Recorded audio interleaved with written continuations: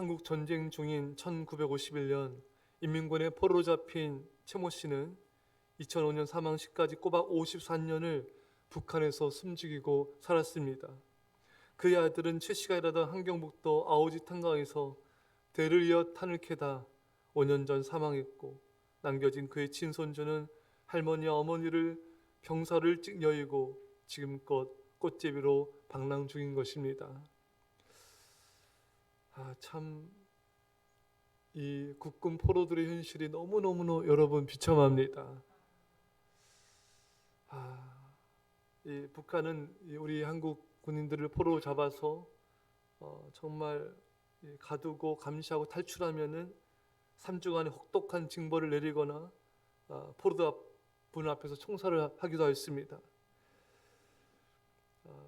이 최 씨는 이 남한과 이 북한의 전쟁 포로 교환이 있다는 것도 전혀 듣지 못한 채 그저 짐승처럼 일만 해왔습니다.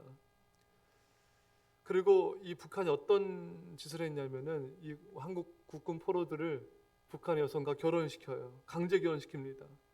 근데 이 여성들은 북한 여성들은 북한에서 계급적 토대나 출신 성분, 사회 성분이 나쁜 집안의 이들로 이 포로 가족의 자녀들은 대대손손 북한의 억압과 통제 속에 사람으로 취급받지 못하고 죽지 못해 살아가야 했던 것입니다.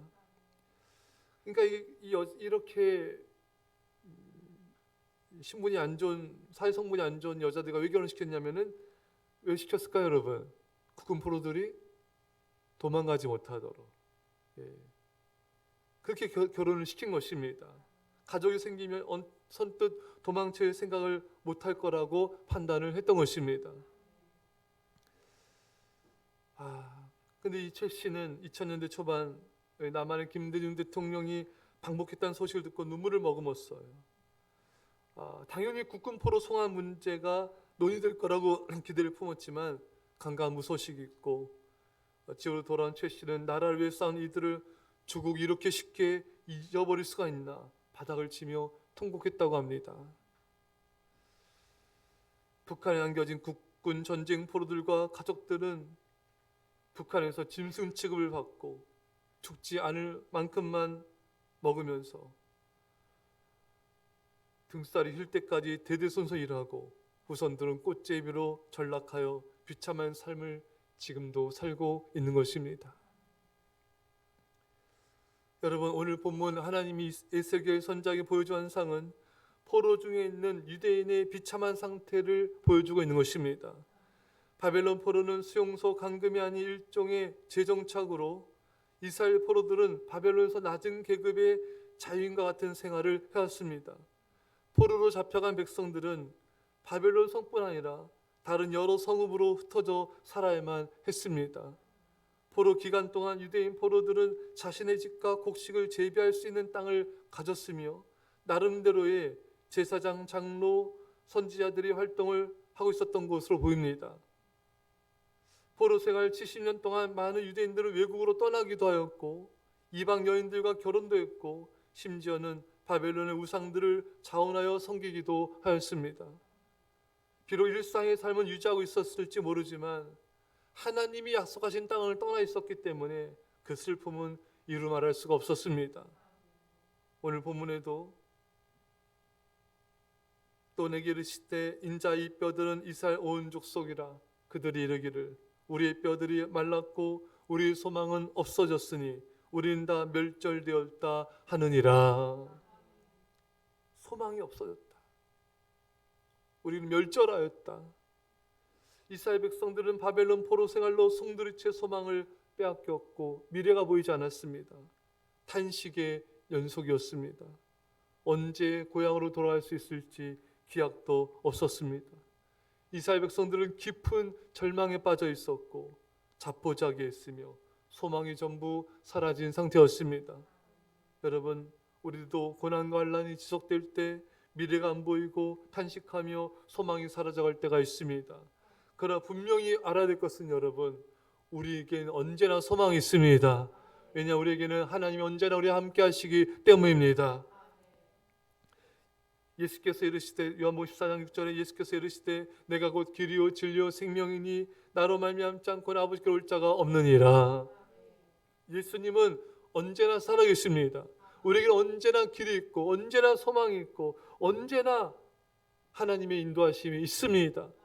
너희가 감당치 못할 시험당 허락지 아니하신다. 피할 길을 주신다 했습니다. 언제나 우리에겐 피할 길이 있는 것이고 그 피할 길은 바로 예수 그리스도이십니다.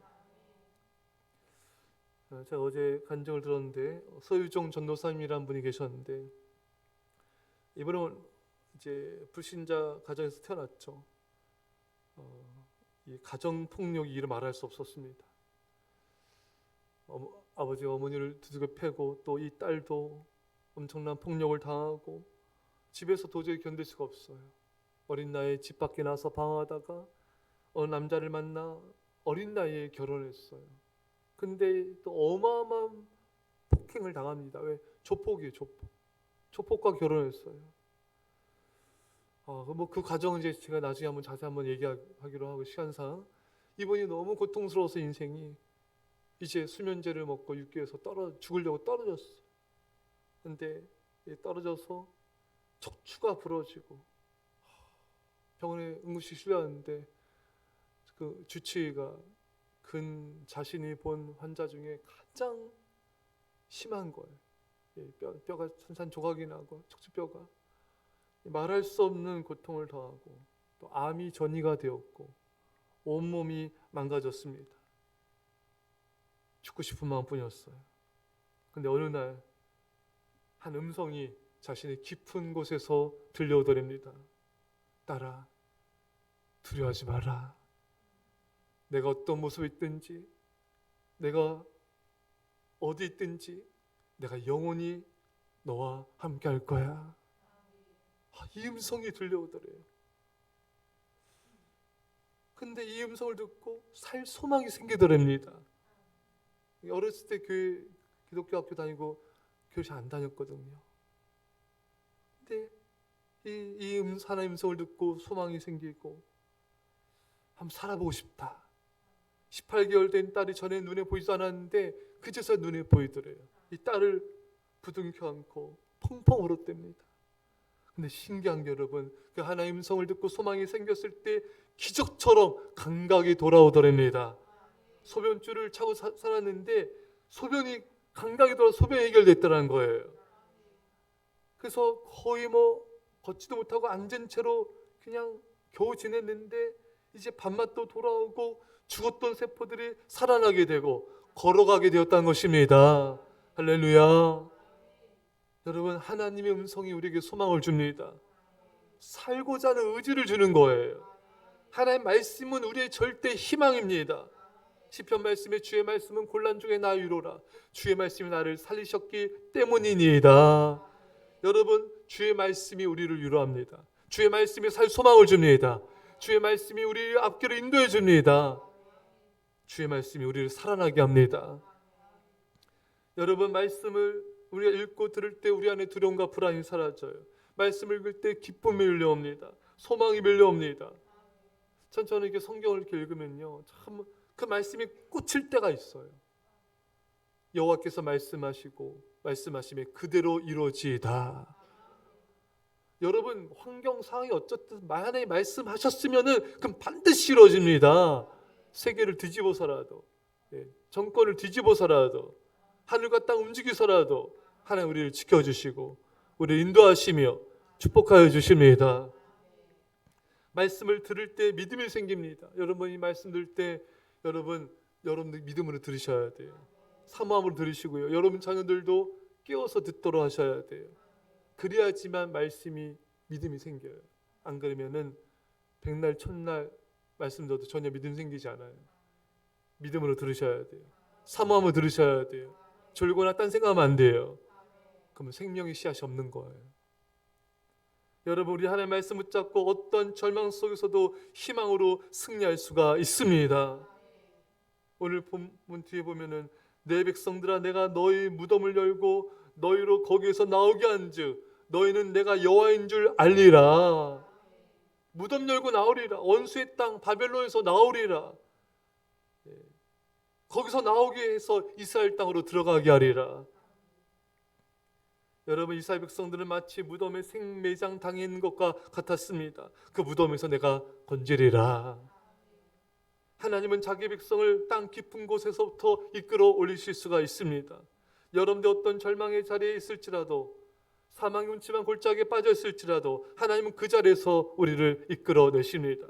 우리 손을 붙잡고 하나님 인도하여 주십니다. 어떤 역경과 고난에서 구원하여 축복으로 인도하여 주신 분이 우리 아버지 하나님이십니다. 하나님은 모든 것을 역전시킬 수가 있으십니다. 그럼 우리가 해야 될 일은 무엇입니까, 여러분? 예레미야 19장 11절 말씀에 너희가 내게 부르짖으며 내게 와서 기도하면 내가 너희들의 기도를 들을 것이요. 예레미야 19장 13절 말씀에 너희가 온 마음으로 나를 구하면, 나를 찾으면 나를 만나리라. 온 마음으로 부르짖어 기도하면 들을 것이다. 전심으로 기도하며 부르짖어 기도하면 하나님 만나 주실 것이다. 여러분, 적당히 기도하시면 안 돼요. 전심으로 주를 찾으며 기도하셔야 됩니다. 온 마음으로 주님을 찾으며 기도하셔야 됩니다. 그럼 주님 우리를 만나 주시고 우리를 구원하여 주십니다. 이런 은혜가 이 새벽에 간절히 축원합니다. 기도합시다. 사랑의 아버지 하나님, 절망 가운데 있는 이스라엘 백성들을 그곳에서 무덤에서 건져내시고 이스라엘 백성 인도하신 우리 아버지 하나님, 주님을 찬양합니다. 우리가 어디 있든지 두려워하지 말아라. 내가 영원히 너와 함께 하리라. 주여, 주의 말씀을 붙잡게 하옵소서. 세상 끝날까지 내가 너와 함께 하라 말씀을 붙잡게 하여 주옵소서. 우리가 전심으로 주를 찾게 하시고 전심으로 부르짖어 기도하게 하여 주셔서 하나님 놀라운 구원과 역사를 보게 하여 주옵소서. 감사드리며 예수님의 이름으로 기도합나이다. 아멘.